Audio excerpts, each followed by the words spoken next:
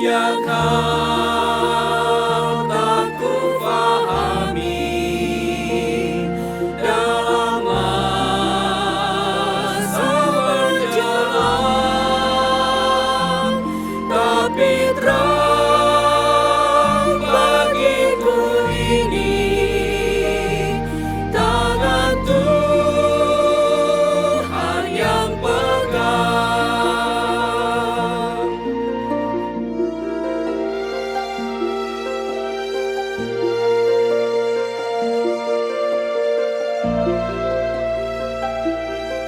Aku tahu kan hari esok mungkin langit kan gelap, tapi Dia yang berkasihan melindungiku tetap, meski susah perjalanan, gelombang dunia menderu, dipimpinnya ku bertahan sampai akhir langkahku. Banyak hal tak kufahami dalam masa berjalan, tapi terang bagiku ini tangan Tuhan yang pegang.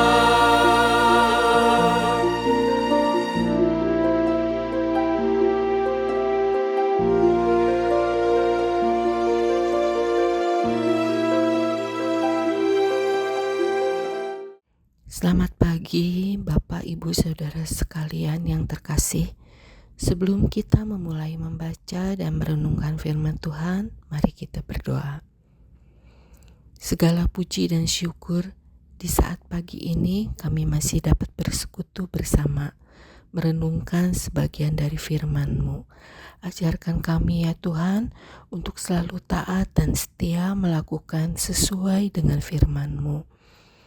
Terima kasih ya Tuhan untuk semuanya. Di dalam nama-Mu kami berdoa. Amin. Bacaan pertama diambil dari 1 Samuel 17 ayat 32 sampai 51. Berkatalah Daud kepada Saul, "Janganlah seorang menjadi tawar hati karena dia. Hamba-Mu ini akan pergi melawan orang Filistin itu." Tetapi Saul berkata kepada Daud, "Tidak mungkin engkau dapat menghadapi orang Filistin itu untuk melawan dia. Sebab engkau masih muda, sedang dia sejak dari masih mudanya telah menjadi prajurit." Tetapi Daud berkata kepada Saul, "Hamba-Mu ini biasa menggembalakan kambing domba ayahnya. Apabila datang singa atau beruang yang menerkam seekor domba dari kawannya, maka aku mengejarnya, menghajarnya, dan melepaskan domba itu dari mulutnya. Kemudian apabila ia berdiri menyerang aku, maka aku menangkap janggutnya, lalu menghajarnya dan membunuhnya.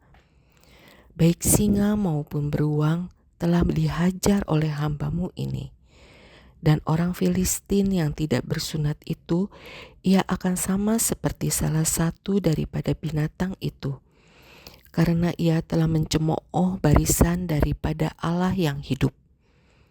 Pula kata Daud, "Tuhan yang telah melepaskan aku dari cakar singa dan dari cakar beruang, Dia juga yang akan melepaskan aku dari tangan orang Filistin itu." Kata Saul kepada Daud, "Pergilah, Tuhan menyertai engkau." Lalu Saul mengenakan baju perangnya kepada Daud, ditaruhnya ketopong tembaga di kepalanya, dan dikenakannya baju zirah kepadanya. Lalu Daud mengikatkan pedangnya di luar baju perangnya. Kemudian ia berikhtiar berjalan, sebab belum pernah dicobanya. Maka berkatalah Daud kepada Saul, "Aku tidak dapat berjalan dengan memakai ini, sebab belum pernah aku mencobanya." Kemudian ia menanggalkannya. Lalu Daud mengambil tongkatnya di tangannya. Dipilihnya dasar sungai 5 batu yang licin dan ditaruhnya dalam kantung gembala yang dibawanya, yakni tempat batu-batu, sedang umbannya dipegangnya di tangannya. Demikianlah ia mendekati orang Filistin itu. Orang Filistin itu kian dekat menghampiri Daud dan di depannya orang yang membawa perisainya. Ketika orang Filistin itu menuju pandangnya ke arah Daud serta melihat dia, dihinanya Daud itu karena ia masih muda, kemerah-merahan dan elok parasnya. Orang Filistin itu berkata kepada Daud, "Anjingkah aku, maka engkau mendatangi aku dengan tongkat?" Lalu demi para allahnya orang Filistin itu mengutuki Daud. Pula orang Filistin itu berkata kepada Daud, "Hadapilah aku, maka aku akan memberikan dagingmu kepada burung-burung di udara dan kepada binatang-binatang di padang." Tetapi Daud berkata kepada orang Filistin itu, "Engkau mendatangi aku dengan pedang dan tombak dan lembing, tetapi aku mendatangi engkau dengan nama Tuhan semesta alam, Allah segala barisan Israel yang kau tantang itu. Hari ini juga Tuhan akan menyerahkan engkau ke dalam tanganku, dan aku akan mengalahkan engkau dan memenggal kepalamu dari tubuhmu. Hari ini juga aku akan memberikan mayatmu dan mayat tentara orang Filistin kepada burung-burung di udara dan kepada binatang-binatang liar, supaya seluruh bumi tahu bahwa Israel mempunyai Allah.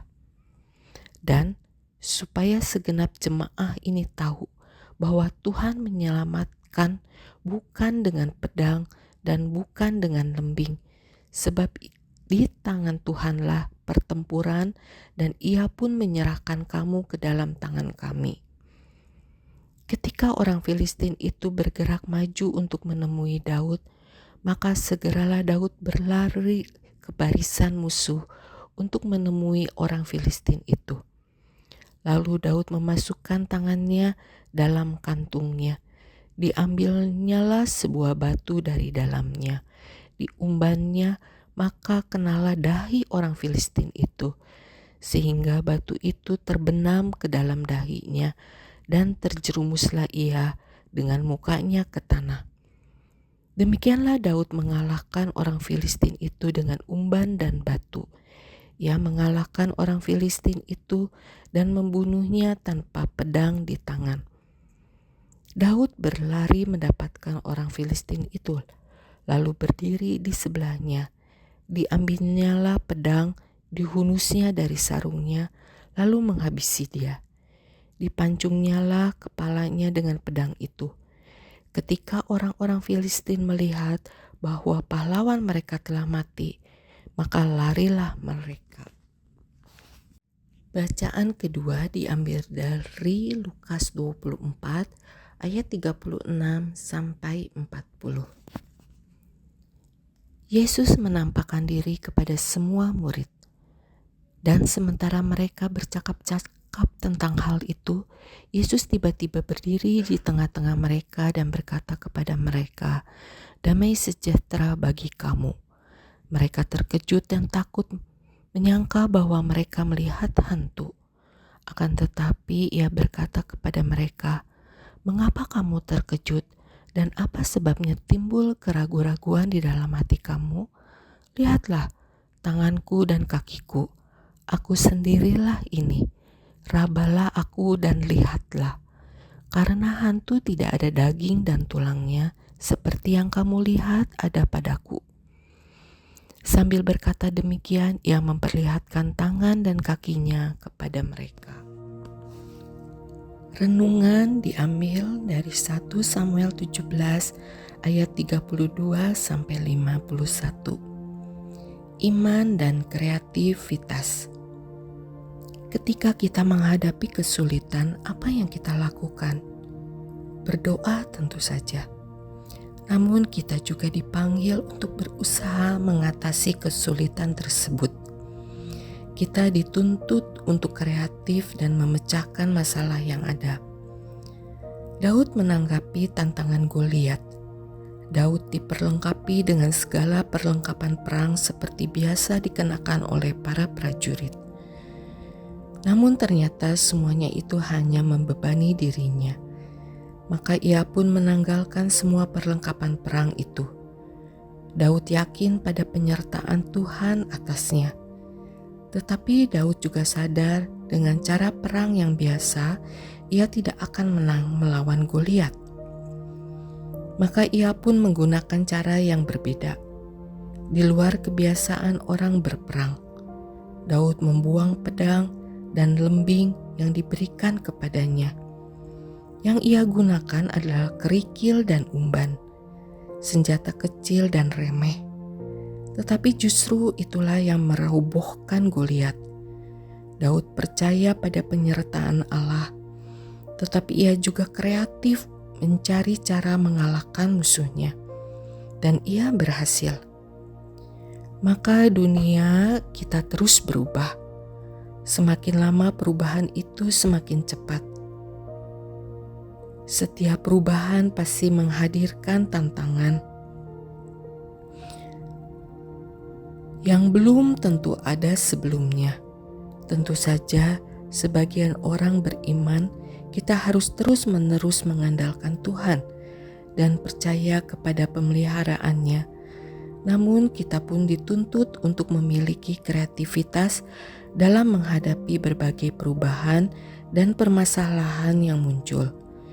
Iman dan kreativitas yang berpadu akan memampukan kita untuk menghadapi berbagai perubahan dan tantangan yang muncul di dalamnya. Bapak, Ibu, dan saudara sekalian, mari kita berdoa.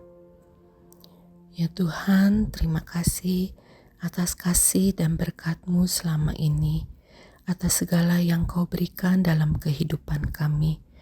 Terima kasih ya Tuhan untuk renungan pagi ini. Biarlah kami dapat melakukannya dalam kehidupan kami sehari-hari, dan kami terus bersandar kepadamu karena kami tahu Engkau Maha Tahu dan Maha Kasih bagi kami semua.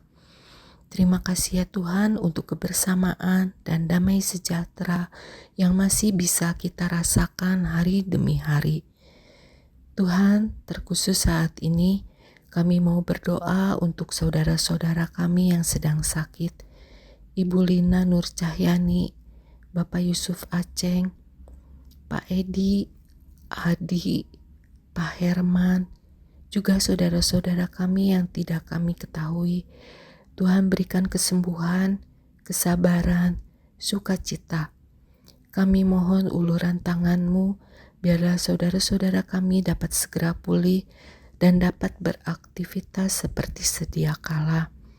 Terima kasih ya Tuhan. Kami juga membawa saudara-saudara terkasih kami yang sedang berulang tahun. Friska Deborah, Shirley Natawigena, Samuel Marpaung, Firman Panjaitan, Luisa, Bill, Grace Aprianti. Tuhan sertai selalu kehidupan mereka, terus pimpin selalu di dalam jalan kasih-Mu. Tuhan beri hikmat, kebijaksanaan, sukacita, kesehatan kepada mereka semua dalam menjalani hari-hari mereka, kehidupan mereka sebagai anak-Mu, agar dapat menjadi garam dan terang bagi keluarga mereka dan orang-orang di sekitar mereka. Inilah doa dan syukur kami yang kami bawa hanya ke dalam tangan-Mu yang penuh kasih. Hanya dalam nama-Mu kami berdoa dan mengucap syukur. Terima kasih ya Tuhan. Amin. Bapa yang penuh kasih, kami bersyukur untuk para pemimpin yang Engkau tempatkan di pemerintahan. Kami berdoa agar Engkau memberikan mereka hikmat dan kebijaksanaan dalam setiap keputusan yang mereka ambil.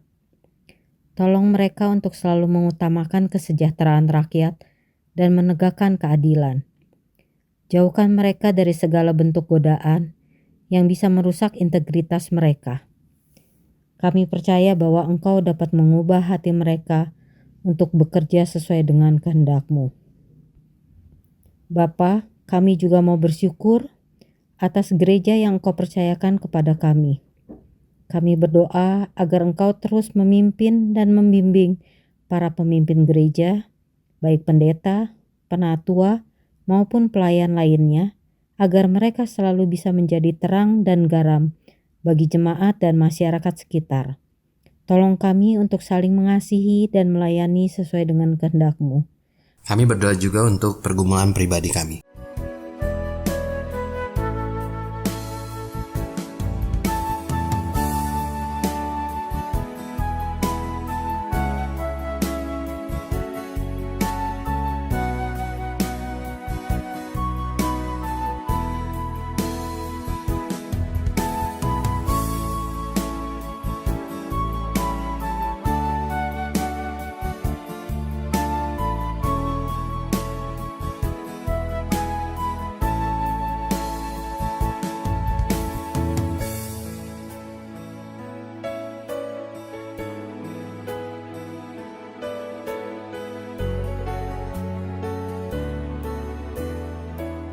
Ya Allah, inilah doa-doa kami.